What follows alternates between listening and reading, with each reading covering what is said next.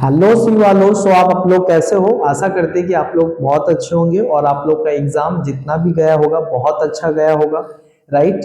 और इसी के साथ साथ जो है आप लोग का अगला जो एग्जाम है, आप लोग का कहना था कि हिस्ट्री माइनर का जो है सर सजेशन दे दीजिए। तो देखो, हिस्ट्री का जो सब्जेक्ट है आप लोग को पता है कि काफी लेंदी होता है, राइट। और जो हिस्ट्री ऑफ इंडिया है वो खास तौर पे आपका एंशियंट और मिडिवल इंडिया है, जो ऑलरेडी काफी ज्यादा कॉम्प्लेक्स होता है। लेकिन उसके बावजूद भी जो है हम कुछ क्वेश्चन जो है सॉर्ट आउट किए हैं, जो क्वेश्चन आप लोग के एग्जाम के लिए बहुत ज्यादा क्या होगा, जरूरी होगा। और ये एग्जाम में आने का चांसेस सबसे ज्यादा जो है।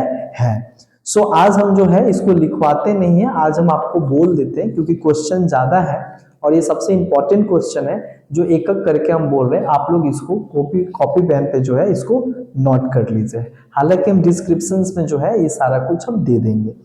तो सबसे पहले history of India semester 5 history minor का ये पेपर है, राइट। तो सबसे पहले स्टार्ट करते हैं कि कौन कौन सा क्वेश्चन जो है हम लोग को पढ़ के जाना होगा।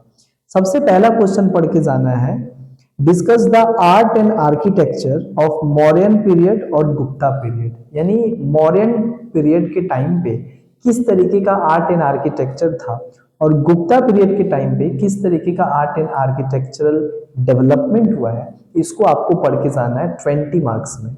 यानी discuss the development of art and architecture in Mauryan period and Gupta period.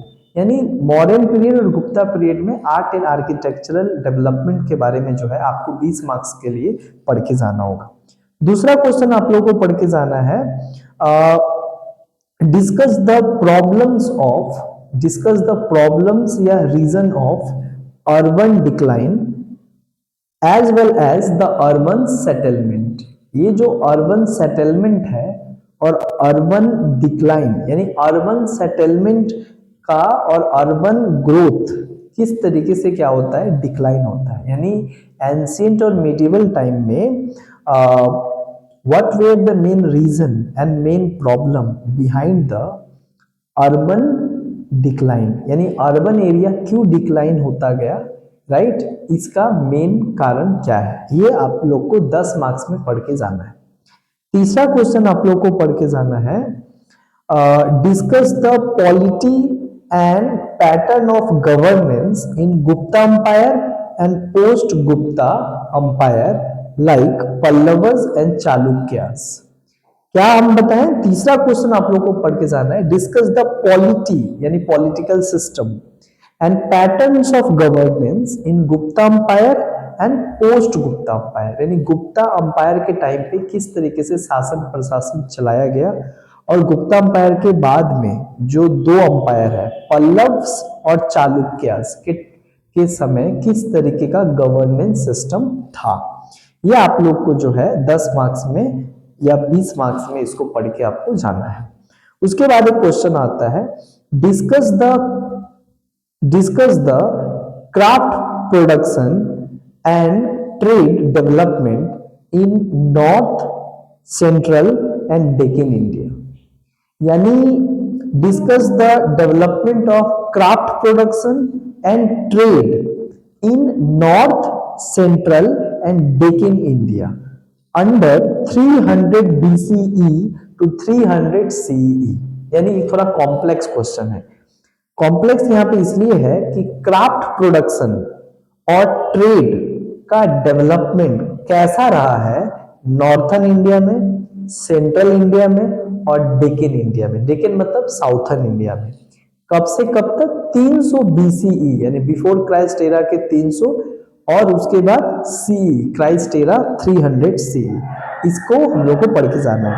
इसके अलावा हम लोग को क्या पढ़ के, ये 20 मार्क्स का है, right a short note on Ashoka Dhamma policy. Ashoka का जो धम्मा पॉलिसी है, धम्मा नीति था, उसको आप लोग को देख के जाना है कि धम्मा पॉलिसी क्या था।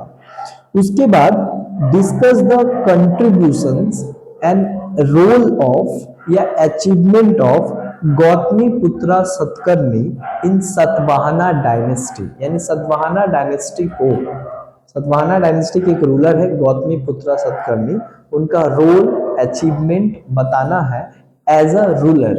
जब वो रूलर थे सातवाहना डायनेस्टी के, तो उन्होंने क्या क्या किया, इसका एक 10 मार्क्स का क्वेश्चन आपको पढ़ के जाना है। इसके बाद रोल ऑफ बर्गना and untouchability in social stratification, यानी उस टाइम पे एंशिएंट टाइम में बर्ना सिस्टम कैसा था, राइट, क्या है, और अनटचेबिलिटी किस तरीके का था जिसने सामाजिकरण को सुनिश्चित किया, यानी सोशल स्ट्रेटिफिकेशन, सोसाइटी को डिवाइड करने में how the varna and untouchability does play role in social division of the society.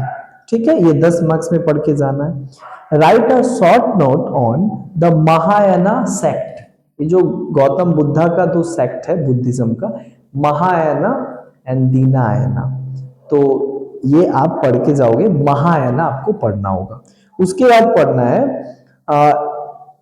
Importance, discuss the importance and features of Tamil literature. Tamil literature का फीचर्स और इंपॉर्टेंस क्या है, एज वेल एज संस्कृत और प्रकृत। संस्कृत वैदिक सोसाइटी का एक क्या है, तो आपका लिटरेचर है, लैंग्वेज है।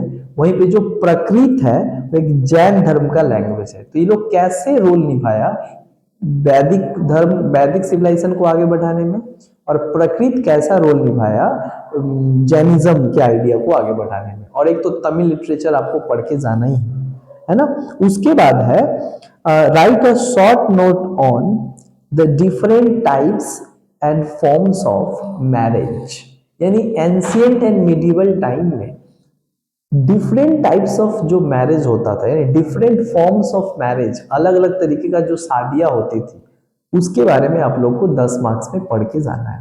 तो ये रहा मेरा मोटा मोटी जो है आप लोग का सजेशन आप लोग के एग्जाम के लिए। इसके अलावा आप लोग जो है और कई क्वेश्चन जो है आप लोग कर सकते हैं, बट ये कुछ गिना चुना क्वेश्चन जो क्वेश्चन कई बार एग्जाम में पूछा जाता है। इसके अलावा आप लोग और भी कई क्वेश्चन जो है अपने अकॉर्डिंग जो है आप इसको कर सकते हो। ये सबसे पहला बार आप लोग न्यू पैटर्न के थ्रू दे रहे हो, तो इसका कोई पेपर भी नहीं है जिसके बेसिस पे हम लोग बता सके, लेकिन अपने एक्सपीरियंस के आधार पे, राइट, और एनालिसिस के आधार पे यही क्वेश्चन जो है सबसे मूल क्वेश्चन है जो क्वेश्चन आपके एग्जाम के लिए आएंगे। इसके अलावा आप अपने से और कोई भी क्वेश्चन क्या कर सकते हैं, आप उसको करके जा सकते हैं, राइट। आशा करते हैं कि आप लोग का एग्जाम जो है ये हिस्ट्री माइनर का, हालांकि मेरा पेपर पॉल साइंस है, लेकिन उसके बावजूद भी आप लोग का ये बेहतर एग्जाम जाएगा।